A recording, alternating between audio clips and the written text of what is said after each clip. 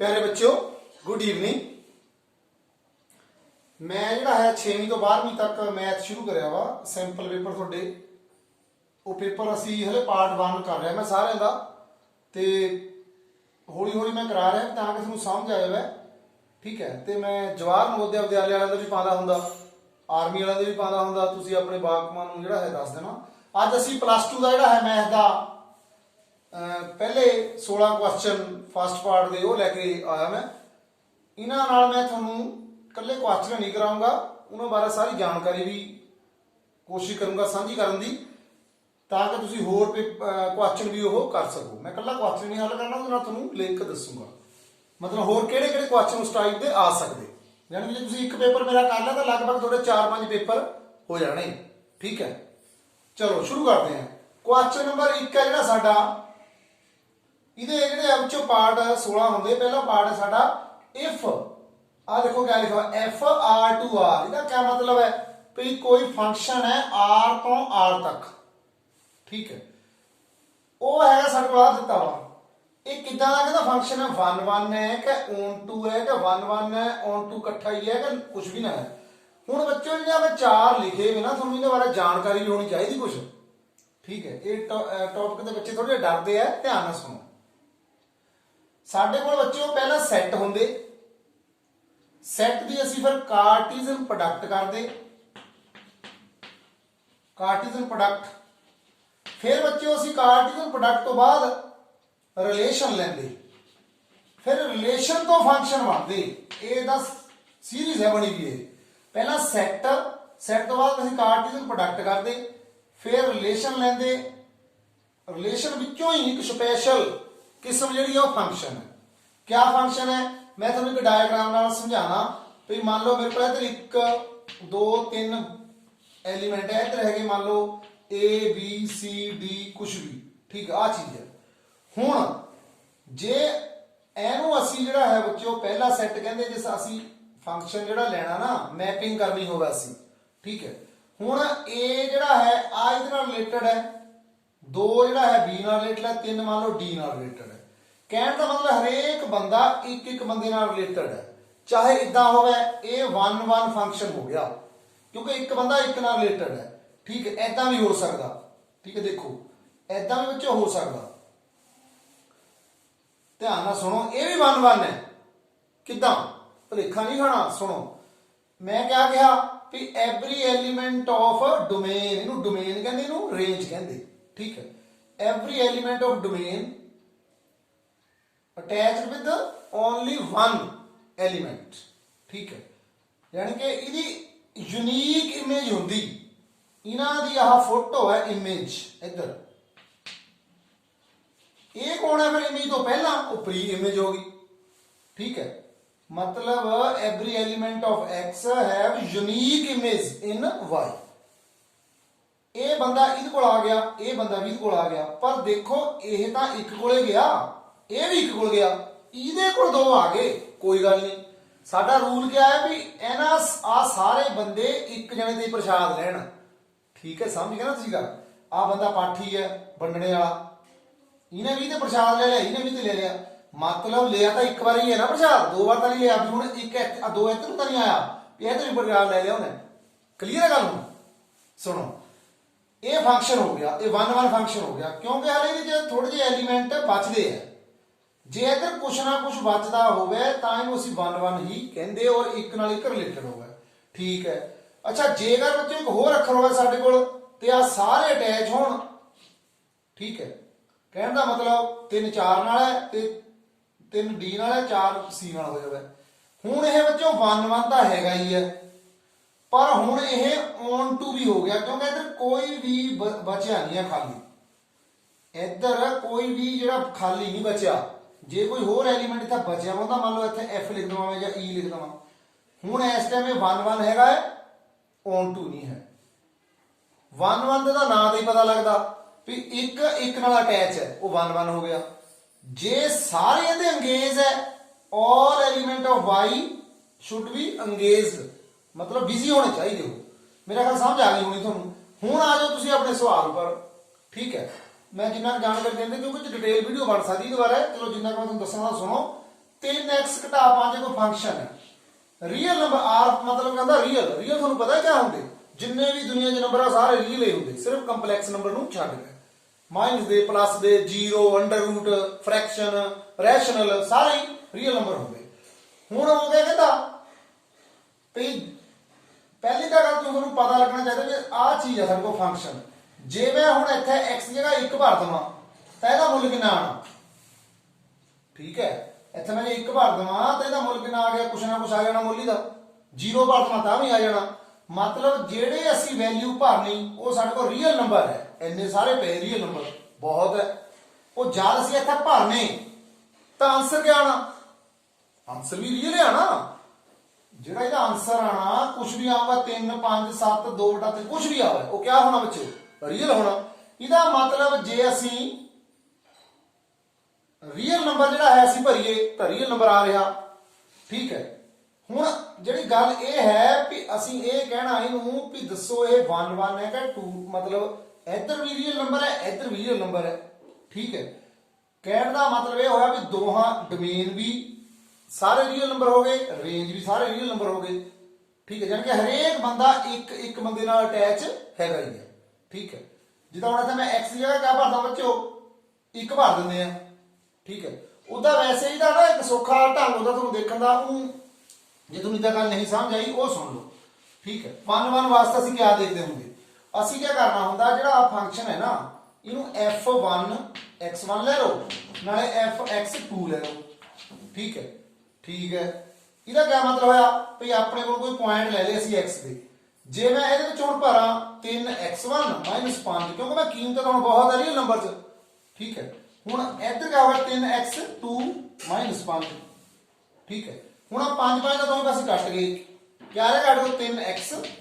3x2 ठीक है 3 3 भी ਕੱਟ ਗਏ ਲਾਸਟ ਵਿੱਚ क्या आ गया ਸਾਡੇ ਕੋਲ x1 ਬਰਾਬਰ ਆ ਗਏ ਬਾਅਦ ਵਿੱਚ ਸਿੰਪਲ ਗੱਲ ਇਹ ਵੀ ਉਦੋਂ ਯਾਦ ਰੱਖ ਲਓ ਇਹ ਵੀ ਮੈਂ ਰੀਅਲ ਵਾਲੀ ਗੱਲ ਵੀ ਤੁਹਾਨੂੰ ਦੱਸੀ ਹੈ ਆ ਜ਼ਰੂਰ ਯਾਦ ਰੱਖ ਲਓ ਦੇਖੋ ਇੱਕ ਸਵਾਲ ਮੈਂ ਇੰਨਾ ਟਾਈਮ ਲਾਤਾ ਬਾਕੀਆਂ ਨੂੰ ਪਤਾ ਲੱਗਣਾ ਇਹ ਬਹੁਤ ਜ਼ਰੂਰੀ ਹੈ ਕਿ ਬੱਚੇ ਪਜ਼ਲ ਹੁੰਦੇ x1 ਜਦ ਅਸੀਂ ਫੰਕਸ਼ਨ ਜਿਹੜਾ ਦਿੱਤਾ ਵਾ ਉਹਦੇ ਚ ਅਸੀਂ ਨਾ ਇਦਾਂ ਚੱਲ ਪੈਣਾ fx1 ਵਾਲੇ fx2 ਭਰ ਦੇਣੀ जे लास्ट में साडे को पॉइंट भी बराबर आ जाना तो इसका मतलब हो 1 1 है ठीक है हुण ऑन टू का क्या मतलब है ऑन टू वास्ते तुहानूं दस देना ऑन टू वास्ते डोमेन वाला रेंज सेम है कहने वाला कोई भी अखर बचना नहीं है इधर वाले चों खाली नहीं रहना किसी ना किसी नाल अटैच हो ही जाना इत्थे कीमत जिहड़ी भरनी किते 0 आ जानी माइनस करनी कोई इतना अखर बचना ही नहीं अटैच हो ही जाना उन्हें सारा ठीक है इसका मतलब ये भी रियल है सारे अटैच होने 1 1 भी हो गए ऑन टू भी हो गया साडा ऑप्शन आ गई बच्चों सी भी 1 1 भी हैगा है ऑन टू भी हैगा मैनूं आस है तुहानूं समझ आ गया होना अगला सवाल देखते हैं हुण हैगा अगला सवाल बच्चों अगले च देखो क्या कहता हो भई कोस इनवर्स हुण इनवर्स फंक्शन है ये ठीक है ਇਹਦੇ ਚ ਪਹਿਲਾਂ ਥੋੜੀ ਜਿਹੀ ਗੱਲ ਮੈਂ ਇੱਥੇ ਵੀ ਹੁਣ ਦੱਸ ਦਿੰਦਾ ਕਿਉਂਕਿ ਟਾਈਮ ਵੀਡੀਓ ਬੜੀ ਬਣ ਸਕਦੀ ਪਰ ਗੱਲਾਂ ਜ਼ਰੂਰੀ ਹੈ ਇਹ ਦੇਖੋ ਇੱਕ ਸਾਡੇ ਕੋਲ ਸਾਈਨ ਇਨਵਰਸ ਔਰ ਉਸ ਦਾ ਉਲਟ ਜਿਹੜਾ ਹੈ ਸਾਡੇ ਕੋਲ ਬੱਚਿਓ ਕੋਸੀਕੈਂਟ ਇਨਵਰਸ ਇੱਕ ਹੋ ਗਿਆ ਸਾਡੇ ਕੋਲ tan ਇਹ ਤਿੰਨ ਇੱਕ ਗਰੁੱਪ ਦੇ ਆ ਤੇ ਇਹਦੇ ਜਿਹੜੇ ਬਾਕੀ ਤਿੰਨ ਬਚ ਗਏ ਕੋਸ ਇਨਵਰਸ ਸੀਕੈਂਟ ਇਨਵਰਸ ਵਾਲੇ ਕੋਡ ਉਹ ਇੱਕ ਗਰੁੱਪ ਦੇ ਆ ਕਿਆ ਕਹਿਣਾ ਚਾਹੁੰਦਾ ਮੈਂ ਗਰੁੱਪ ਦਾ ਵੀ ਜਿਹੜਾ ਨੈਗੇਟਿਵ ਹੈ ਨਾ ਜਦ ਕੋਸ ਇਨਵਰਸ ਦਾ ਨੈਗੇਟਿਵ ਬਾਹਰ ਆਣਾ ਠੀਕ ਹੈ ਉਹ ਜਿਹੜਾ ਹੈ ਸਾਡੇ ਕੋਲ ਕਿੱਦਾਂ ਬਾਹਰ ਆਉਂਦਾ ਜਿਹਦਾ ਬੱਚੋ ਹੋਇਆ ਸਾਡੇ ਕੋਲ ਸਾਈਨ ਇਨਵਰਸ ਆ ਚੀਜ਼ ਹੈ ਇਹਦਾ ਮਾਈਨਸ ਬਾਹਰ ਆ ਜਾਣਾ ਸਿੱਧਾ ਹੀ कोई टेंशन नहीं साइन इनवर्स का भी बाहर आ जाना ते कोसिकेंट इनवर्स का भी बाहर आ जाना tan इनवर्स का भी बाहर आ जाना पर जेड़ा है साडे कोल विच दूजा उहदे च किदां हुंदा उहदे च जेड़ा एंगल है उह च पाई लग जांदा पाई माइनस x हो जांदा ठीक है कहण दा मतलब साडे कोल क्या आ जांदा पाई माइनस साइन इनवर्स जो भी हुंदा जेड़ा जिथे x है तां साडे कोल क्या आना साइन x आ जाना साइन इनवर्स x नहीं तां pi minus sine inverse x बन जाना उन्हें ठीक है मैं तुहानूं क्लीयर कराना गल सवाल विच देखो क्या चीज है ये साडे कोल हैगा हुण कोस ग्रुप वाला कोस कट के सीधा नहीं लिख देना ये ठीक है देखो क्या करें मैं कोस इनवर्स पर ज्यादा माइनस जेड़ा है उन्हें जब बाहर जाना उन्हें क्या बनना माइनस कोस इनवर्स क्या बनना बच्चों ठीक है कोस इनवर्स ऐसा देखो क्या बनूंगा पाई ठीक है मतलब पाई माइनस 2π/3 ਆ ਜਾਣਾ ਹੈ। ਠੀਕ ਹੈ, ਉਹ ਕੋਸ ਨਾਲ ਕੋਸ ਕੱਟ ਗਿਆ ਸਾਡਾ, ਜਿਹੜਾ ਮਾਈਨਸ ਕਰਕੇ ਤਾਂ ਮਾਈਨਸ ਆਣਾ ਨਹੀਂ ਬਾਹਰ। ਹੁਣ ਜਿਹੜਾ ਬੱਚਿਓ ਮਾਈਨਸ ਕਰਕੇ π-2π/3 ਕਰਨਾ, ਇਹ ਧਿਆਨ ਰੱਖਣਾ ਤੁਸੀਂ, ਇਹ ਜ਼ਿਆਦਾ ਧਿਆਨ ਵਾਲੀ ਗੱਲ ਹੈ। ਠੀਕ ਹੈ, ਕਿਆ ਸਮਝੇ ਤੁਸੀਂ ਬੱਚਿਓ ਵੀ ਜਿਹੜਾ ਸਾਡੇ ਕੋਲ ਕੋਸ ਇਨਵਰਸ ਹੈ ਉਹਨੇ ਮਾਈਨਸ ਨੇ ਖਤਮ ਕਰ ਹੋਣਾ ਜਦ ਅਸੀਂ ਇਹਨੂੰ π-π/3 ਕਰ ਦੇਣਾ। ਠੀਕ ਹੈ, ਕੋਸ ਨਾਲ ਕੋਸ ਫਿਰ ਕੱਟ ਜਾਣਾ, ਉਹ ਮਾਈਨਸ ਨਿਸ਼ਾਨ ਨਹੀਂ ਲੱਗਣਾ, ਉਹਦਾ ਮਾਈਨਸ ਦੀ ਜਗ੍ਹਾ ਪਰ ਕੀ ਆ ਗਿਆ ਬੱਚਿਓ, π- ਸਮਥਿੰਗ ਆ ਗਿਆ। ਮਤਲਬ ਬੱਚਿਓ ਇਹ ਮਾਈਨਸ ਕੱਢਣ ਲਈ ਮੈਨੂੰ ਇਦਾਂ ਕਰਨਾ ਪੈ ਗਿਆ, ਕੋਸ ਇਨਵਰਸ ਫਿਰ ਕੋਸ ਆ ਜਿਹੜਾ ਹੈ ਉਹਦਾ ਮਾਈਨਸ ਜਿਹੜਾ ਹੈ ਮੈਂ ਖਤਮ ਕਰਤਾ। ਕਿੱਦਾਂ ਖਤਮ ਹੋਇਆ ਉਹ, ਜਦ ਪਾਈ ਜੋ ਕੁਝ ਘਟਾਤਾ ਸੀ। ਠੀਕ ਹੈ, ਸਮਝ ਆ ਗਈ ਹੋਣੀ। ਕੋਸ ਨਾਲ ਹੁਣ ਕੋਸ ਕੱਟ ਸਕਦਾ ਕਿਉਂਕਿ ਇੱਥੇ ਜਿਹੜਾ ਐਂਗਲ ਹੈ, ਇਹ ਐਂਗਲ ਜਿਹੜਾ ਹੈ ਕਿਹੜਾ ਐਂਗਲ ਹੈ, ਕਿਹੜਾ ਐਂਗਲ ਦੱਸੋ, ਇਹ ਹੈਗਾ 0 ਤੋਂ π ਦੇ ਵਿੱਚ।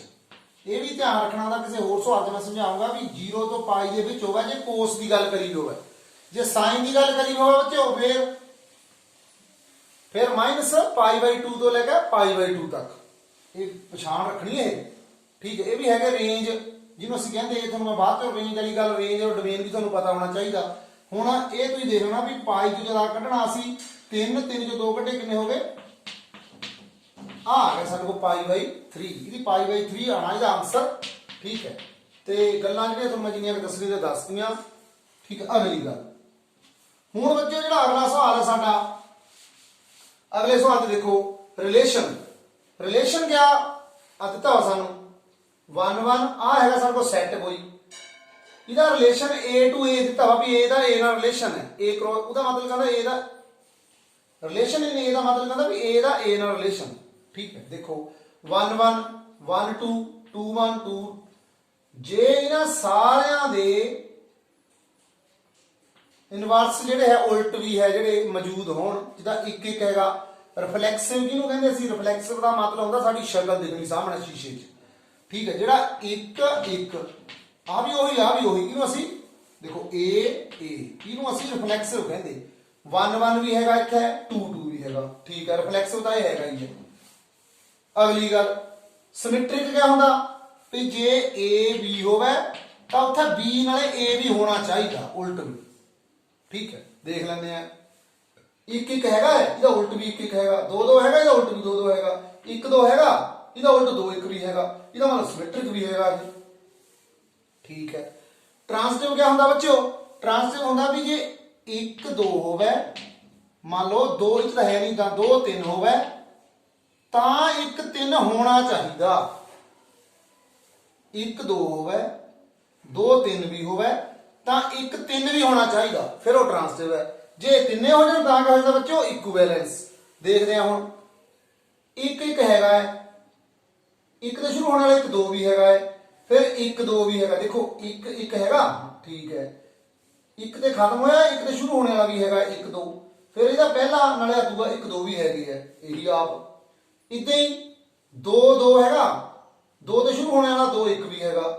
ਇਹਦਾ ਮਤਲਬ 2 1 ਉਹ ਵੀ ਹੈਗਾ ਹੀ ਹੈ, ਇਹੀ ਹੈਗਾ। ਕਹਿਣ ਦਾ ਮਤਲਬ ਹੈ ਰਿਫਲੈਕਸਿਵ ਵੀ ਹੋ ਗਿਆ, ਸਿਮੈਟ੍ਰਿਕ ਵੀ ਹੋ ਗਿਆ, ਟ੍ਰਾਂਸਟਿਵ ਵੀ ਹੋ ਗਿਆ। ਜਦ ਇਹ ਤਿੰਨੇ ਚੀਜ਼ਾਂ ਹੋ ਜਾਂਦੀਆਂ ਤੁਸੀਂ ਕਿਆ ਕਹਿੰਦੇ ਇਹਨੂੰ ਇਕੁਇਵੈਲੈਂਸ। ਠੀਕ ਹੈ, ਇਹ ਰਿਲੇਸ਼ਨ ਕਿੱਦਾਂ ਦਾ ਬੱਚਿਓ, ਇਕੁਇਵੈਲੈਂਸ। ਤਿੰਨ ਤਰ੍ਹਾਂ ਦੇ ਰਿਲੇਸ਼ਨ ਹੁੰਦੇ, ਦੋ ਤਰ੍ਹਾਂ ਦੇ ਫੰਕਸ਼ਨ ਹੁੰਦੇ। 1 1 ਹੁੰਦਾ, ਇੱਕ on to ਹੁੰਦਾ। ਜਿਹੜਾ 1 1 ਨਹੀਂ ਹੁੰਦਾ ਉਹਨੂੰ ਮੈਨੀ 1 ਕਹਿ ਦਿੰਦੇ, ਜਿਹੜਾ on to ਨਹੀਂ ਹੁੰਦਾ ਉਹਨੂੰ into ਕਹਿ ਦਿੰਦੇ। ਇੰਨੀਆਂ ਗੱਲਾਂ, ਇਹ ਟਾਈਮ ਲੱਗ ਗਿਆ ਇਹਨੂੰ। ਅਗਲਾ ਸਵਾਲ ਕਰਦੇ ਹਾਂ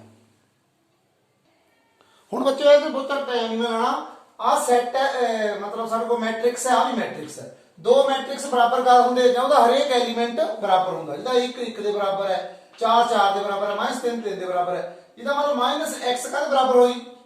8 ਦਾ। ਫਿਰ x ਕਦ ਬਰਾਬਰ ਹੋਗੀ, -8, ਯਾਨੀ ਕਿ ਸਾਡਾ ਆਨਸਰ ਕਿੰਨਾ ਆਣਾ, -8। ਸੌਖਾ ਹੀ ਹੈ। ਆਹ ਦੇਖੋ, ਜੇਕਰ ਕਹਿੰਦਾ ਕੋਈ ਮੈਟ੍ਰਿਕਸ 2 3 ਆਰਡਰ ਦਾ ਹੈ, R ਹੁੰਦਾ, ਆਹ C ਹੁੰਦੀ, ਮਤਲਬ ਰੋ ਇਨਟੂ ਕਾਲਮ। ਜੇ ਕੋਈ ਕਹਿੰਦਾ ਮੈਟ੍ਰਿਕਸ 2 ਆਰਡਰ 3 ਦਾ ਹੈ ਤੇ ਦੂਆ ਕੋਈ ਹੈਗਾ 3 ਆਰਡਰ, ਇਹਦਾ ਮਤਲਬ ਸਮਝਦੇ ਤੁਸੀਂ, 2 ਰੋ ਹੈ 3 ਕਾਲਮ ਹੈ, 2 ਰੋ, ਠੀਕ ਹੈ, 3 ਕਾਲਮ। ਆ ਬਣ ਗਿਆ ਸਾਡੇ ਕੋਲ 1 ਰੋ, ਦੂਆ ਰੋ, ਕਾਲਮ ਕਿੰਨੇ ਆ 3। ਆ B ਕਿੱਦਾਂ ਦਾ ਹੈ, B ਹੈਗਾ ਸਾਡੇ ਕੋਲ 3 5 ਦਾ। ਚਲੋ ਅਸੀਂ ਬਣਾਉਣਾ ਨਹੀਂ ਆ ਉਹ, ਧਿਆਨ ਨਾਲ ਸੁਣੋ। ਫਿਰ ਦੋਹਾਂ ਦੀ ਜਿਹੜੀ ਮਲਟੀਪਲੀਕੇਸ਼ਨ ਹੈ ਪੋਸੀਬਲ ਵੀ ਤਾਂ ਹੀ ਹੁੰਦੀ ਜੇ ਆਹ ਗਵਲੀਆਂ ਚੀਜ਼ਾਂ ਬਰਾਬਰ ਹੋਣ। ਪਹਿਲੇ ਦਾ ਕਾਲਮ ਦੂਜੇ ਦਾ ਰੋ ਬਰਾਬਰ ਹੋਵੇ ਤਾਂ ਹੀ ਮਲਟੀਪਲੀਕੇਸ਼ਨ ਸੰਭਵ ਹੈ, ਯਾਦ ਰੱਖਿਓ। ਠੀਕ ਹੈ, ਜੇ ਇਹ 3 into 2 ਹੁੰਦਾ ਨਾ, ਇਦਾਂ ਹੁੰਦਾ, ਆਹ 3 5 ਹੁੰਦਾ, ਆ ਕਬਲੇ ਦੋ ਬਰਾਬਰ ਨਹੀਂ ਹੈ, ਫਿਰ ਨਹੀਂ ਗੁਣਾ ਹੋਣੀ ਸੀ। ਹੁਣ ਸਵਾਲ ਸਾਨੂੰ ਇਹਦਾ ਪੁੱਛ ਲਿਆ ਕੋਣੀ ਵੀ ਇਹਦਾ ਆਰਡਰ ਕਿਆ ਹੋਣਾ। ਆਹ ਕਿ ਡੈਸ਼ ਦੀ ਪਾਈ ਉੱਪਰ ਇਹ ਹੈਗਾ ਟਰਾਂਸਪੋਜ਼, ਮਤਲਬ ਮੈਂ ਇਸ ਲਾਈਨ ਨੂੰ ਜਿਹੜਾ ਹੈ ਤਾਂ ਖੜੀ ਕਰ ਦੇਵਾਂ, ਰੋ ਨੂੰ ਖੜਾ ਕਰ ਦੇਵਾਂ, ਇਹਦਾ ਮਤਲਬ ਨਾ ਉਲਟ ਜਾਣਾ। ਟਰਾਂਸਪੋਜ਼ ਦਾ ਮਤਲਬ ਜੇ 2 3 ਦਾ ਆਇਆ ਤਾਂ A ਕਿੰਨੇ ਦਾ ਹੋਇਆ, ਹੁਣ ਮੋਰਾ B ਹੈ, B ਦਾ ਕਿੰਨਾ ਹੋਇਆ ਬੱਚੋ, B ਟਰਾਂਸਪੋਜ਼ ਦਾ ਆਰਡਰ ਕਿੰਨਾ ਹੋ ਗਿਆ 3 5 ਹੈ ਨਾ, ਇਹ 5 3 ਹੋ ਜਾਣਾ। ਠੀਕ ਹੈ, ਇਨਟੂ A ਕਰਨੀ ਹੁਣ ਅਸੀਂ, A ਦਾ ਟਰਾਂਸਪੋਜ਼, ਉਹਦਾ ਆਰਡਰ ਕਿਆ ਹੋ ਜਾਣਾ, ਉਲਟ ਜਾਣਾ ਆਰਡਰ। ਜੇ 2 3 ਆ ਉਹ 3 2 ਹੋ ਗਿਆ, ਇਹ 3 ਤੇ ਖਤਮ ਹੋਇਆ, 3 ਤੇ ਸ਼ੁਰੂ ਹੋਇਆ ਤਾਂ ਮਤਲਬ ਠੀਕ ਹੈ, ਹੋ ਜਾਣੀ ਗੁਣਾ। ਔਰ ਗੁਣਾ ਦਾ ਆਰਡਰ ਕਿਆ ਹੋਣਾ 5 2, ਗਵਲੇ ਕੱਟ ਹੋ ਜਾਂਦੇ ਨੇ, ਆਨਸਰ ਕਿਆ ਕਰਨਾ ਬੱਚੋ 5 2। ਇਹਦਾ ਮਤਲਬ ਦਾ ਆਨਸਰ ਕਿੰਨਾ ਹੋਣਾ, ਇਹਦਾ ਆਰਡਰ ਕਿੰਨਾ ਹੋਣਾ 5 into 2। ਚੇਤਾ ਰੱਖਣੀ ਗੱਲ, ਆ ਇਹ ਪੱਕਾ ਸਵਾਲ ਆ ਜਾਂਦਾ ਇਹ। ਅਗਲਾ ਸਵਾਲ, ਆ ਜਿਹੜਾ ਹੈ ਫੰਕਸ਼ਨ ਕੰਟੀਨਿਊਸ ਹੈ। ਫੰਕਸ਼ਨ ਕੰਟੀਨਿਊਸ ਕਰ ਹੁੰਦਾ ਜਦੋਂ ਦੀ ਲੈਫਟ ਲਿਮਿਟ ਨਾਲੇ ਰਾਈਟ ਲਿਮਿਟ ਬਰਾਬਰ ਹੁੰਦੀ ਜਾਂ ਉਹ ਫੰਕਸ਼ਨ ਦੇ ਬਰਾਬਰ ਹੁੰਦਾ। ਜਿੱਦਾਂ ਹੁਣ ਇੱਥੇ ਆ ਬਰਾਬਰ ਲਿਖਿਆ ਵਾ, ਇਹਦਾ ਮਤਲਬ fx ਲਿਮਿਟ ਦੇ ਬਰਾਬਰ ਹੋਣਾ ਚਾਹੀਦਾ। ਠੀਕ ਹੈ, ਜਿਹਦਾ ਆਹ ਲਿਮਿਟ ਹੈ ਸਾਡੇ ਕੋਲ, ਕਹਿਣ ਦਾ ਮਤਲਬ fx limit x tend to 5 ਔਰ fx ਲੈਫਟ ਲਿਮਿਟ ਲੈ ਲਓ x ਡੈਸ਼ ਇਹ ਬੜਾ ਹੈ, ਇਹਨੂੰ ਰਾਈਟ ਲਿਮਿਟ ਹੋ ਗਈ ਪਲੱਸ ਦੀ। ਠੀਕ ਹੈ, ਇਹ ਕਿਹੜਾ ਫੰਕਸ਼ਨ ਹੋਇਆ ਸਾਡੇ ਕੋਲ, ਇਹ ਦੋਹੇ ਫੰਕਸ਼ਨ ਬਰਾਬਰ ਹੈ। ਕਾਹਦੇ ਕਿਉਂਕਿ ਕੰਟੀਨਿਊਸ ਕਹਿ ਤਾ ਨਹੀਂ, ਦੋਹਾਂ ਦੀ ਕੀਮਤ ਭਰ ਦੋ। ਕਿਹੜੀ ਕੀਮਤ ਭਰੀਏ, ਪਹਿਲਾਂ ਫੰਕਸ਼ਨ ਆ ਹੈ ਬਰਾਬਰ ਵਾਲੀ ਗੱਲ, ਇਹਦਾ ਮਤਲਬ kx plus 1 ਕਾਹਦੇ ਬਰਾਬਰ ਹੋਣਾ ਚਾਹੀਦਾ, 3x minus 5 ਦੇ ਬਰਾਬਰ ਹੋਣਾ ਚਾਹੀਦਾ। ਠੀਕ ਹੈ, ਜਿਹੜੀ ਕਿ x ਕਿੰਨੀ ਆ ਅਸੀਂ ਭਰ ਦੇਣੀ 5, x ਲਿਮਿਟ 5 ਹੈ ਉਹਦੀ 5 ਭਰ ਦੋ ਇੱਥੇ, ਮਤਲਬ ਇਹਦਾ ਕਿਆ ਬਣਨਾ 5k plus 1 ਬਰਾਬਰ ਇੱਥੇ 15 ਭਰ ਦੋ, 5 ਭਰਤਾ ਨਾ, 5 ਦਾ 15 minus 5 10 ਆ ਗਿਆ। 5k ਬਰਾਬਰ ਕਿੰਨਾ ਹੋ ਗਿਆ ਬੱਚਿਓ 10, ਇਧਰ ਆ ਗਿਆ ਕਿੰਨਾ ਹੋ ਗਿਆ 9, k ਦਾ ਮੁੱਲ ਕਿੰਨਾ ਆ ਗਿਆ 9/5। ਮੈਨੂੰ ਲੱਗਦਾ ਸਮਝ ਆ ਗਈ ਹੋਣੀ, ਕਿਉਂਕਿ ਆ ਵੀ ਫੰਕਸ਼ਨ ਦੀ ਲਿਮਿਟ ਹੈ, ਇਹ ਫੰਕਸ਼ਨ ਦੀ ਲਿਮਿਟ ਹੈ, ਫੰਕਸ਼ਨ ਦੀ ਰਾਈਟ ਲਿਮਿਟ ਹੈ, ਇਹ ਬਰਾਬਰ ਹੋਣੀ ਚਾਹੀਦੀ ਜਦ ਉਹ ਕੰਟੀਨਿਊਸ ਹੁੰਦਾ ਫੰਕਸ਼ਨ। ਕਹਿਤਾ ਹੋਣੀ ਕੰਟੀਨਿਊਸ, ਪੁਆਇੰਟ ਕਿਹੜਾ ਹੈ 5, ਇਹਦਾ ਮਤਲਬ ਦੋਵੇਂ ਬਰਾਬਰ ਹੋਣੇ, ਸਿੱਧਾ ਹੀ ਦੇਖਣਾ ਵੀ ਦੋਵੇਂ ਬਰਾਬਰ ਹੋਣੇ, ਬਸ ਆਂਦਾ ਹੀ ਇੱਕ ਸਵਾਲ ਇਹਦੇ ਨਾਲ ਦਾ। ਔਰ ਮੁੱਲ ਭਰਨਾ x ਦੀ ਜਗ੍ਹਾ ਜਿਹੜਾ ਇੱਥੇ ਦਿੱਤਾ ਵਾ ਆਪਣੇ ਕੋਲ ਤੁਹਾਡਾ ਮੁੱਲ ਆ ਗਿਆ। ਲਾਸਟ ਸਵਾਲ ਆ ਦੇਖੋ 7ਵਾਂ, ਇਹਦਾ ਡੈਰੀਵੇਟਿਵ ਹੈ tan ਇਨਵਰਸ x ਦਾ। tan ਇਨਵਰਸ x ਦਾ ਡੈਰੀਵੇਟਿਵ ਕਿਆ ਹੁੰਦਾ ਉਦਾਂ, tan ਇਨਵਰਸ x ਦਾ ਡੈਰੀਵੇਟਿਵ ਹੁੰਦਾ 1/1 plus x ਸਕੁਅਰ। ਇੱਥੇ x ਕੌਣ ਆ ਹੁਣ e ਦੀ ਪਾਵਰ x, ਇਹਦਾ ਸਕੁਅਰ, ਪਰ ਇਹ x ਨਹੀਂ ਹੈ, ਇਹਦਾ ਫੇਰ ਡੈਰੀਵੇਟਿਵ। ਹੁਣ e ਦੀ ਪਾਵਰ x ਦਾ ਡੈਰੀਵੇਟਿਵ ਕਿਆ ਹੁੰਦਾ, e ਦੀ ਪਾਵਰ x, ਇਹਦਾ ਸੌਖਾ ਹੀ ਦਾ ਕਿਆ ਬਣਨਾ ਬੱਚੇ ਨੇ, ਉੱਪਰ e ਦੀ ਪਾਵਰ x ਆ ਜਾਣਾ, ਥੱਲੇ e ਦੀ ਪਾਵਰ 2x ਹੋ ਜਾਣੀ, ਕਿਉਂਕਿ ਪਾਵਰ ਦੇ ਉੱਪਰ ਪਾਵਰ ਗੁਣਾ ਹੋ ਗਈਆਂ। ਰੂਲ ਲੱਗਾ 1/1 plus x ਸਕੁਅਰ। ਅਗਲਾ ਕਰਦੇ ਹਾਂ ਹੁਣ ਅਸੀਂ। ਹੁਣ ਦੇਖੋ ਬੱਚੋ ਕੁਐਸਚਨ ਨੰਬਰ ਸਾਡਾ 8, ਸਲੋਪ ਆਫ ਟੈਂਜੈਂਟ। ਹੁਣ ਜਿਹੜੀ ਬੱਚੋ ਸਲੋਪ ਆਫ ਟੈਂਜੈਂਟ ਹੁੰਦੀ ਨਾ, ਜਿੱਦਾਂ ਹੁਣ ਆ ਸਾਡੇ ਕੋਲ x ਐਕਸਿਸ ਹੈ, ਜਿਹੜੀ ਆ ਲਾਈਨ ਇੱਥੇ ਐਂਗਲ ਬਣਾਉਂਦੀ, ਇਹਨੂੰ ਟੈਂਜੈਂਟ, ਜਿਹੜਾ ਇੱਥੇ ਐਂਗਲ 30 ਡਿਗਰੀ ਹੈ ਤਾਂ tan 30 ਡਿਗਰੀ ਦੀ ਸਲੋਪ ਹੋ ਗਈ, ਦੀ ਸਲੋਪ ਝੁਕਾ, ਇਹਨੂੰ ਸਲੋਪ ਕਹਿੰਦੇ ਅਸੀਂ। ਤੇ ਉਦਾਂ ਜਿਹੜੀ ਸਲੋਪ ਹੈ ਉਹ dy/dx ਹੁੰਦੀ ਸਲੋਪ ਬੱਚੋ। ਤੁਸੀਂ ਕੀ ਕਰਨਾ ਹੁਣ ਚੋਂ, ਇਹਦਾ ਡੈਰੀਵੇਟਿਵ ਲੈ ਲਓ, ਲੈ ਲਿਆ ਡੈਰੀਵੇਟਿਵ, ਕਿੰਨਾ ਹੋ ਗਿਆ 2x into 2, 2x minus 2, ਇਹ ਡੈਰੀਵੇਟਿਵ ਹੋ ਗਿਆ। ਐਟ ਪੁਆਇੰਟ 3, ਇੱਥੇ x ਦੀ ਵੈਲਿਊ ਕਿੰਨੀ ਭਰ ਦੋ 3। ਠੀਕ ਹੈ, 3 ਭਰ ਦਈਏ ਤਾਂ ਮੈਂ ਇਦਾਂ ਲਿਖ ਦਿੰਦਾ ਸੀ dy/dx ਆਪ ਆ ਗਿਆ ਇਦਾਂ, ਇੱਥੇ ਬਰਾਬਰ 3, ਮਤਲਬ ਇਹਦਾ x ਜਗ੍ਹਾ 3 ਭਰ ਦੋ, ਕਿੰਨਾ ਹੋ ਗਿਆ 2 × 3 - 2, 6 ਜੋ 2 ਘਟੇ ਕਿੰਨੇ ਹੋ ਗਏ ਬੱਚਿਓ 4। ਸੌਖਾ ਹੀ ਆ, ਸਲੋਪ ਇਹਨੂੰ ਕਹਿੰਦੇ dy/dx ਨੂੰ, ਚੇਤਾ ਰੱਖਣਾ ਹੈ ਸਲੋਪ। ਉਦਾਂ ਸਲੋਪ tan ਥੀਟਾ ਹੁੰਦੀ, ਹੋਰ ਤਰ੍ਹਾਂ ਸਲੋਪ ਅਸੀਂ 0.2 ਤੇ ਹੁਣ ਦਾ ਸਲੋਪ ਕੱਢ ਸਕਦੇ, ਇਹ ਇੱਥੇ ਹੁਣ ਦਾ ਜਾਣੀ ਆਹ ਦਾ ਸੌਖਾ ਹੀ ਹੈ। ਇੰਟੈਗ੍ਰੇਸ਼ਨ ਕਿਆ ਹੁੰਦੀ, ਤੇ ਜਿਹੜੀ ਸਾਨੂੰ ਰਕਮ ਦਿੱਤੀ ਨਹੀਂ ਉਹਦੀ ਪਾਵਰ ਜੋੜ ਦੋ, ਜਿੱਦਾਂ 3 ਇਹਦਾ ਹੈਗਾ ਕਨਸਟੈਂਟ, ਇਹਦੀ ਪਾਵਰ 1 ਜੁੜ ਜਾਣੀ, ਉਹਦੇ ਨਾਲ ਡਿਵਾਈਡ ਕਰ ਦੋ। x ਦੀ ਪਾਵਰ 2 ਹੈ ਨਾ, ਉਹ 'ਚ 1 ਪਾਇਆ 3, ਇਹ ਤਾਂ ਸਿੰਪਲ ਦਾ ਸਵਾਲ, ਪਲੱਸ ਸਮ ਕਨਸਟੈਂਟ, ਆਹ ਚੀਜ਼ ਆ ਜਿਹੜੀ। ਕਹਿਣ ਦਾ ਮਤਲਬ ਆ ਆਇਆ ਸਾਡੇ ਕੋਲ ਕਿ ਜੇ ਅਸੀਂ ਦਾ ਡੈਰੀਵੇਟਿਵ ਲਈਏ ਤਾਂ ਆਹੀ ਆ ਜਾਣਾ ਮੁੜ ਕੇ। ਦੇਖ ਲਓ ਭਲਾ ਇਹਦਾ 3x ਘੇਰੇ ਕਨਸਟੈਂਟ ਦਾ 0 ਹੋ ਜਾਣਾ, ਇਹਨੂੰ ਐਂਟੀ ਡੈਰੀਵੇਟਿਵ ਕਹਿੰਦੇ ਅਸੀਂ। ਠੀਕ ਹੈ, ਤੇ ਪਾਵਰ 1 ਜੋੜ ਦੋ, ਉਹਨਾਂ ਡਿਵਾਈਡ ਕਰ ਦੋ। ਆਹ ਹੈ ਬੱਚੋ ਹੁਣ ਇਹ ਡਿਗਰੀ ਦੱਸਣੀ, ਇਹ ਹੈਗੀ ਸਾਡੇ ਕੋਲ ਡਿਫਰੈਂਸ਼ੀਅਲ ਇਕੁਏਸ਼ਨ। ਦੇਖੋ ਬੱਚੋ ਡਿਗਰੀ ਜਿਹੜੀ ਹੈ ਦੱਸਣੀ ਔਖਾ ਕੰਮ ਹੈ, ਆਰਡਰ ਦੱਸਣਾ ਬੜਾ ਸੌਖਾ ਕੰਮ ਹੈ। ठीक है किदा हुण च ऑर्डर किहड़ा है 2 आ 1 है मैक्सिमम ऑर्डर किहड़ा है इहदा ऑर्डर हैगा 2 सौखा काम है इहदा पर डिग्री इहदी कितनी है ਇਹ 'ਚ ਤਾਂ ਸੌਖਾ ਹੀ ਹੈ ਕੰਮ ਕਿਦਾਂ ਜਿਹੜਾ ਆਰਡਰ ਹੁੰਦਾ ਨਾ ਉਹਦੀ ਪਾਵਰ ਦੱਸ ਦੇਣੀ ਹਾਈਐਸਟ ਆਰਡਰ ਦੀ ਪਾਵਰ ਠੀਕ ਹੈ ਬੱਚੋ ਮੰਨ ਲਓ ਇੱਥੇ 3 ਹੁੰਦਾ ਇਹ ਹੁਣ ਮੈਂ ਦੱਸਦਾ ਤੁਹਾਨੂੰ ਸ਼ਾਇਦ ਕਲੀਅਰ ਹੋ ਜਾਵੇ ਹੁਣ ਇਹਦਾ ਆਰਡਰ 2 ਹੈ ਇਹਦਾ ਫਸਟ ਆਰਡਰ ਦਾ ਹੈ ਇਹ ਸੈਕੰਡ ਆਰਡਰ ਦਾ ਹੈ ਹਾਈਐਸਟ ਆਰਡਰ 2 ਹੈ डिग्री ਉਹਦੀ ਪਾਵਰ ਇਹ ਨਹੀਂ 3 ਨਹੀਂ ਕਹਿਣਾ ਉਹਦੀ ਪਾਵਰ ਕਿੰਨੀ ਹੈ 1 ਇਹਦਾ ਮਤਲਬ ਕਿ ਡਿਗਰੀ ਕਿੰਨੀ ਹੈ ਬੱਚੋ 1 ਧਿਆਨ ਇਹ ਰੱਖਣਾ ਵੀ dy/dx ਬਟਿਆਂ ਚ ਨਾ ਹੋਵੇ मतलब माइन ऐसा ना हो 1/d/dx ठीक है दूजी गल अंडर रूट विच ना होवे तीजी गल उसकी पावर जिहड़ी आ बटियां च ना होवे जिहदा छोटियां क्लासां च पढ़दे भी पोलीनोमियल क्या हुंदी जिहदे विच वेरीएबल दी पावर जिहड़ी है वो क्या हुंदी होल नंबर ठीक है ये नैचुरल नंबर या होल नंबर ਅਸੀਂ ਕਹਿੰਦੇ ਹੁਣ ਇਹਦੇ ਚ ਵੀ ਇਦਾਂ ਹੋਣਾ ਚਾਹੀਦਾ ਡਿਗਰੀ ਦੱਸਣ ਵਾਸਤੇ ਇਹ ਚ ਕਲੀਅਰ ਦਾ ਕੰਮ ਕੋਈ ਟੈਨਸ਼ਨ ਨਹੀਂ ਥੀ ਹਾਈਐਸਟ ਆਰਡਰ ਦੀ ਪਾਵਰ ਦੱਸਣੀ ਠੀਕ ਹੈ ਅਗਲਾ ਸਵਾਲ ਦੇਖੋ मैट्रिक्स चो है सॉरी वेक्टर चो भी दो वैक्टर दिते हुए उन्होंने डॉट प्रोडक्ट 0 है वैसे तो सानू उद्दां ही पता है भी दो वैक्टरां दी डॉट प्रोडक्ट 0 कर हुंदी एक दूसरे परपेंडिकुलर होंदे किदां सानू पता है बच्चों a डॉट b क्या होंदा a b cos थीटा ठीक है ये बराबर कर दिता वो 0 ठीक है हुण आ दा बच्चों जिहड़ा है मैग्नीट्यूड है वैक्टरां दा 0 हो नहीं सकता ठीक है उहदी कुछ ना कुछ दा वैल्यू होनी ही है cos थीटा 0 का होंदा cos थीटा 0 दसो दा का होंदा cos थीटा 0 जब cos 90 डिग्री होंदा π/2 ਇਹਦਾ मतलब दो वेक्टर क्या आ गए बच्चों परपेंडिकुलर मेरा ख्याल समझ आ गई होनी ਤੁਹਾਨੂੰ cos थीटा 0 का होंदा जब एंगल 90 डिग्री ਦਾ ਹੋਵੇ ਸਿੰਪਲ ਦਾ ਕੰਮ ਹੈ ਕਿਉਂਕਿ ਡਾਟ ਵਿੱਚ a ਵੀ cos थीटा ਲੈਂਦੇ ਅਸੀਂ ਹੁਣ ਆ ਜਿਹੜਾ ਹੈ ਸਾਡੇ ਕੋਲ ਇੱਕ ਕੰਡੀਸ਼ਨਲ ਪ੍ਰੋਬੇਬਿਲਿਟੀ ਕਹਿੰਦੇ ਇਹਨੂੰ ਕੰਡੀਸ਼ਨਲ ਪ੍ਰੋਬੇਬਿਲਿਟੀ ਕੀ ਹੁੰਦੀ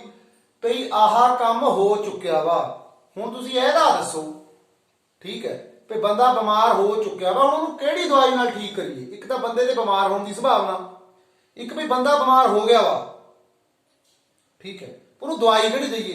ਇਹ ਮਤਲਬ ਹੈ ਹੁਣ ਇਹਨੂੰ ਕੰਡੀਸ਼ਨਲ ਪ੍ਰੋਬੇਬਿਲਿਟੀ ਆ a/b ਵੀ ਆਹ ਚੀਜ਼ ਹੋ ਚੁੱਕੀ ਵੀ ਇਹਦੇ ਹੋਣ ਦੀ ਵੀ ਇਹਨੂੰ ਪੈਰਾਸੀਟਾਮੋਲ ਦਈਏ ਕਿ ਡਿਸਪਲਿਨ ਦਈਏ ਉਹਦੀ ਪ੍ਰੋਬੇਬਿਲਿਟੀ ਦੱਸੋ ਬੰਦਾ ਦਾ ਬਿਮਾਰ ਹੋ ਗਿਆ ਵਾ ਉਹ ਇੱਕ ਕੰਮ ਹੋ ਚੁੱਕਿਆ ਵਾ ਉਹਨੂੰ ਕੰਡੀਸ਼ਨਲ ਪ੍ਰੋਬੇਬਿਲਿਟੀ ਕਹਿੰਦੇ ਠੀਕ ਹੈ ਉਹਦਾ ਫਾਰਮੂਲਾ ਬਹੁਤਾ ਟੈਨਸ਼ਨ ਲੈਣ ਦੀ ਲੋੜ ਨਹੀਂ जे p a/b लिखी भी ना ये क्या होनी आ जी कॉमन है a लिखा है थले b है ना b वाले ना डिवाइड कर दो बस ऐ ना काम है जे b/a हुंदी तो थले a लिख देना जानी कि जेड़ा इत्थे थले हैगा वही इत्थे थले आना इदी याद रख लो आ ऊपर ही रहना ये तो दिता होई होनी 1/5 थले कितना दवाई दी 3/8 कितना सौखा है जन उल्टा के गुणा करनी 1/5 गुणा 8/3 8/15 आ जानी ये होई बच्चों साडी प्रोबेबिलिटी ठीक है बाकी अगला देखते हैं हुण बच्चों लास्ट 4 सवाल है तुहाडे देखो आ सवाल भी पक्का ही आंदा इहदा सीधा ही उत्तर दा कोई बहुता औखा काम नहीं है इहदा ठीक है देखो किदां ये पहला तां तुहानूं पता भी डेफिनेट इंटीग्रल दी लिमिट हैगी है ਅਸੀਂ ਇਹਨੂੰ i मान लिया मतलब इस चीज ਨੂੰ ਇਹ 1/2 ਤੋਂ ਬਾਅਦ ਅੰਡਰ रूट भी हो सकदा ਹੁਣ ਸਾਡੇ ਕੋਲ ਨਾ ਬੱਚੇ ਇੱਕ ਪ੍ਰੋਪਰਟੀ ਹੈ ਵੀ 0 ਤੋਂ ਲੈ ਕੇ ਜੇ a ਹੋਵੇ ਨਾ ਤਾਂ ਜਿਹੜਾ ਫੰਕਸ਼ਨ ਹੁੰਦਾ ਉਹ ਕਿਆ ਬਣ ਜਾਂਦਾ ਇਹਨਾਂ ਦੋਹਾਂ ਦਾ ਜੋੜ ਘਟਾ a ਯਾਨੀ ਕਿ ਅਸੀਂ ਨੂੰ ਇਦਾਂ ਵੀ ਲਿਖ ਸਕਦੇ ਫੰਕਸ਼ਨ ਇਹਨਾਂ ਦੋਹਾਂ ਦਾ ਜੋੜ a + 0 ਕੀ ਹੁੰਦੀ a - x ਇਹਨੂੰ ਆਹ ਲਿਖ ਸਕਦੇ ਬਸ ਇਹ ਪ੍ਰੋਪਰਟੀ ਚ ਲੱਗਣੀ ਬਸ ਗੱਲ ਮੁੱਕ ਜਾਣੀ ਕਿਦਾਂ ਇਹਨੂੰ i ਲਿਖ ਲਓ ਠੀਕ ਹੈ ਲਿਖ ਲਈ ਠੀਕ ਹੈ ਇਹਦਾ ਲਿਖੇ ਲਈ ਅਸੀਂ sin ਇਨਵਰਸ ਸੌਰੀ ਆ ਲਿਖ ਲਿਆ ਸੀ ਬੱਚੋ ਇਹਦੇ ਵਿੱਚ ਕੀ ਕਰਨਾ ਹੁਣ ਅਸੀਂ आई तो साढ़े को हैगी है ना इत्थे हम क्या करिए बच्चों sin 1/2 उदी जगह पर π/2 - x ਅਸੀਂ ਲਿਖ ਸਕਦੇ ਆਹੀ ਰੂਲ ਠੀਕ ਹੈ ਬਟਾ ਇਹਦੇ ਥੱਲੇ ਲਿਖ ਸਕਦੇ sin 1/2 π/2 - x plus cos 1/2 π/2 - x ਇਹਦਾ ਹੀ ਲਿਖ ਸਕਦੇ ਠੀਕ ਹੈ ਇੱਕ ਤਾਂ ਇਹ ਹੋ ਗਿਆ ਇੱਕ ਨਵੀਂ ਗੱਲ ਹੋ ਗਈ ਹੁਣ ਇਹ ਵੀ ਆਈ ਹੈ ਇਹਦੇ ਬਣਾਉਂਦੇ ਹੁਣ ਦੇਖ क्या ਬਣਿਆ ਦੇਖੋ sin 90 ਘਟਾ ਥੀਟਾ क्या ਹੁੰਦਾ ਪਤਾ ਹੈ ਤੁਹਾਨੂੰ cos ਥੀਟਾ ਹੁੰਦਾ ਠੀਕ ਹੈ ਥੱਲੇ sin ਇਹ क्या ਹੁੰਦਾ cos ਥੀਟਾ 90 ਘਟਾ ਥੀਟਾ cos क्या ਹੁੰਦਾ 90 ਘਟਾ ਥੀਟਾ sin ਥੀਟਾ ਹੁੰਦਾ ਧਿਆਨ ਰੱਖਿਓ ਹੁਣ ਬੱਚਿਓ ਆਹ ਚੀਜ਼ ਹੈ ਸਾਡੇ ਕੋਲ ਇਹ ਵੀ ਆਈ ਹੋਈ ਹੈ ਇੱਕ ਤਾਂ ਆ ਹੋ ਗਿਆ ਸਾਡੇ ਕੋਲ ਇੱਕ ਆ ਹੋ ਗਿਆ ਉਹਦੇ ਬਣ ਗਿਆ जे दोहां नूं जोड़ दिए आई आई कितना हो गया 2i, ठीक है, 2 बार इंटीग्रल हो गया। हुण देखो जे बच्चों इहनूं नाल इहनूं जोड़िए दोहां दे डिनोमीनेटर क्या है सेम नहीं है, ध्यान नाल देखो दोहां दे डिनोमीनेटर सेम है, ਇਹਦਾ मतलब एक बार दोहां दे डिनोमीनेटर लिख दो x प्लस साइन 1/2 x, ਇੱਥੇ मैं x नहीं पाया, ठीक है, मतलब 3/4 हो गया जे 1/4 हो गया, तो दोहां दे डिनोमीनेटर सेम है, इतने ही है, आ भी वही चीज है बच्चों, आ भी वही चीज है। होया क्या सिर्फ x की जगह पर ਅਸੀਂ 90 घटा x काते भरता क्योंकि 0 आ a की जगह पर मैं प्रॉपर्टी लाई। हुण ऊपर वाली रकमा जोड़ दो, ਇਹਦੇ पर क्या है साइन 1/2x है, ਇਹਦੇ पर क्या है कोस 1/2x है। हुण देखो सेम नहीं हो गया, कट के क्या आ गया है 1, ठीक है, 1 आ गया है dx। हुण 1 dx का क्या होंदा बच्चों, ਜਿਹੜਾ ऊपर है नहीं मैं तुहानू दस दिना ਇੱਥੇ क्या ਬਣਿਆ ਇਹ 1 ਜਿਹੜਾ ਬਣ ਗਿਆ ਨਾ ਇਹਦਾ x ਆ ਜਾਣਾ, ਲਿਮਟ ਹੈਗੀ ਹੈ 0 ਤੋਂ π 2, ਉਹ ਤਾਂ 2i ਹੈ, ਯਾਨੀ ਕਿ 2i ਕਾਦੇ ਬਰਾਬਰ ਹੋ ਗਿਆ ਬੱਚਿਓ, लिमिट ਸਾਡੇ ਕੋਲ ਇਹਦਾ ਡੈਰੀਵੇਟਿਵ ਕਿੰਨਾ ਆ ਗਿਆ x, सॉरी इंटीग्रेशन, ठीक है, 0 ਤੋਂ π 2, ठीक है, x की जगह पर क्या भरना है इन्ना तो ਤੁਹਾਨੂੰ ਆਦਾ ही है, ठीक है, आ बन गया क्या बना ਸਾਡੇ ਕੋਲ π 2, पर वो 2 इधर है, मतलब इंटीग्रेशन क्या होगी π 4, आ ਸਾਡੇ ਕੋਲ आंसर आ गया। हर वारी ਤਾਂ ਇਹੀ ਆਉਂਦਾ, ਕਦੇ ਇੱਥੇ 3/2 ਹੁੰਦੇ, ਇੱਥੇ ਵੀ 3/2 ਹੁੰਦੇ, रूल ਇਹੀ ਲਾਣਾ ਵੀ x की जगह पर π 2 माइनस x भर देना, ठीक है, ਉਹਨੇ ਬਦਲ ਜਾਣਾ, ਇਹ ਚੀਜ਼ ਹੋ ਗਈ ਸਾਡੇ ਕੋਲ ਇੰਟੀਗ੍ਰੇਸ਼ਨ ਵਾਲੀ, ਠੀਕ ਹੈ। ਹੁਣ ਅਗਲਾ ਸਵਾਲ ਦੇਖੋ ਬੱਚੋ, ਸਾਡੇ ਕੋਲ ਵੈਕਟਰ ਵਿੱਚੋਂ ਪਾਇਆ ਉਹ ਨਹੀਂ ਵੀ a dot b a cross b ਦੇ ਬਰਾਬਰ ਹੈ, ਤੁਹਾਨੂੰ ਪਤਾ ਹੋਣਾ ਚਾਹੀਦਾ ਵੀ ਜਿਹੜਾ a ਡਾਟ b ਆ ਉਹ ਸਕੇਲਰ ਕੁਆਂਟੀਟੀ ਆ, ਉਹਦੀ ਡਾਇਰੈਕਸ਼ਨ ਨਹੀਂ ਹੁੰਦੀ, a cross b the direction ਹੁੰਦੀ ਹੈ, ਪਰ ਇੱਥੇ ਉਹਨੇ ਕੀ ਕਰਿਆ ਮੋਡ ਪਾਤਾ ਵਾ, ਜਿਹੜੀ ਡਾਇਰੈਕਸ਼ਨ ਉਹਦੀ ਬੰਦ ਕਰਤੀ, ਇੱਧਰ का बनना ab cos थीटा, ਇੱਧਰ का बनना ab sin थीटा, ਨਾਲ ਇਹਦੇ n ਕੈਪ ਵੀ ਹੁੰਦਾ ਹੈ, ਪਰ ਇੱਥੇ n ਕੈਪ ਖਤਮ ਹੋ ਗਿਆ, ਕਾਹਤੇ, क्योंकि n कैप का मतलब यूनिट वैक्टर का मॉडुलस क्या होता 1, यूनिट वैक्टर मतलब उसकी वैल्यू कितनी होती 1, वो 1 नाल गुणा करना कोई फायदा नहीं, जे आह ना होंदा ना मोड फिर सवाल नहीं होना था, हुणे हो गया इसका मतलब n कैप खत्म हो गया आप ही, ठीक है, सीधा ही काम, तो सीधा देखो a b नाल a b कट गया, क्या रह गया साडे को cos थीटा बटा sin कर दो, चाहे sin बटा cos कर दो, क्या बनना है sin थीटा बटा cos थीटा बराबर 1 आना, तो सानू उदा भी पता भी दो एंगल कद बराबर होंदे है, ठीक है, जद एंगल 45 डिग्री का होंदा, tan थीटा एक कद होंदा, जद थीटा बच्चों कितना है π 4, आ था साडे कोल एंगल क्या है बच्चों, एंगल बिटवीन वेक्टर इज π 4, मेरा ख्याल समझ आ गई होगी। अगली गल देखो, आ सानू को दित्ती भी इक्वेशन ऑफ लाइन, पर ये स्टैंडर्ड फॉर्म च नहीं है, इहनू ठीक करना पैना, किदां x - 1/3 ठीक है, ਇੱਥੇ y ਹੋਣੀ ਚਾਹੀਦੀ ਕੱਲੀ, ਜੇ y ਹੈ ਤਾਂ ਇਹਨੂੰ ਕਿਆ ਕਰੋ 3 ਨਾਲ ਭਾਗ ਕਰੋ, ਫਿਰ 3 ਨਾਲ ਇਹਨੂੰ 2 ਨਾਲ, ਸੌਰੀ ਇਹਨੂੰ ਵੀ 2 ਨਾਲ ਭਾਗ ਕਰੋ, ਇਹਨੂੰ ਵੀ, ਫਿਰ ਇਹਨੂੰ ਵੀ ਕਰਨੀ ਪੈਣੀ, ਇਹ ਤਾਂ ਪਤਾ ਹੀ ਹੈ ਤੁਹਾਨੂੰ, ਠੀਕ ਹੈ, मतलब क्या ਬਣਿਆ ਸਾਡੇ ਕੋਲ 6 ਆ ਗਏ ਇੱਥੇ, ਅੱਗੇ ਹੁਣ ਆ z ਮੋਹਰੇ ਲਿਖੋ, ਇੱਕ ਨੂੰ ਪਿੱਛੇ ਲਿਆਓ, ਮਾਈਨਸ ਕਾਮਨ ਕੱਢਣਾ ਪੈਣਾ, ਫਿਰ ਥੱਲੇ ਵੀ ਮਾਈਨਸ ਕਾਮਨ ਕੱਢਣਾ ਪੈਣਾ, 7 ਬਣ ਜਾਣੇ, ਕਹਿਣ ਦਾ ਮਤਲਬ ਹੁਣ ਇਹ ਸਟੈਂਡਰਡ ਫਾਰਮ 'ਚ ਹੈ, ਜੇ ਸਟੈਂਡਰਡ ਫਾਰਮ 'ਚ ਹੈ ਤਾਂ ਹੁਣ ਆ ਜਿਹੜੇ ਥੱਲੇ ਵਾਲੀਆਂ ਹੁੰਦੀਆਂ ਇਹ ਡਾਇਰੈਕਸ਼ਨ रेशो हो जाती है बच्चों, आ बन गया डायरेक्शन रेशो, इन्हों लिखने का ढंग आ है, ये तां हुंदियां जद x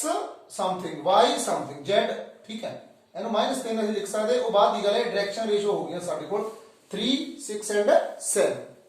क्लीयर है गल बच्चों। अगली गल देखो, हुण आ जिहड़ी चीज है ये हैगा साडे कोल थोड़ा सवाल सानू हल करना पैना, पहला एक सानू ग्राफ जिहा बनाना पैना भी मैक्सिमाइज करो, कहंदा किसी फंक्शन नू जिहड़ा फंक्शन 3x + y है,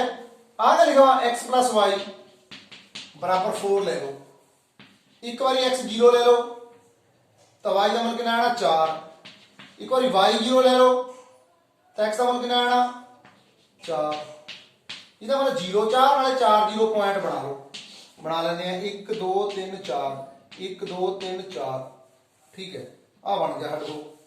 एक पॉइंट है, एक पॉइंट, ये 4 0 है, पता ही है तुम x वालों 4, ये 0 4 है,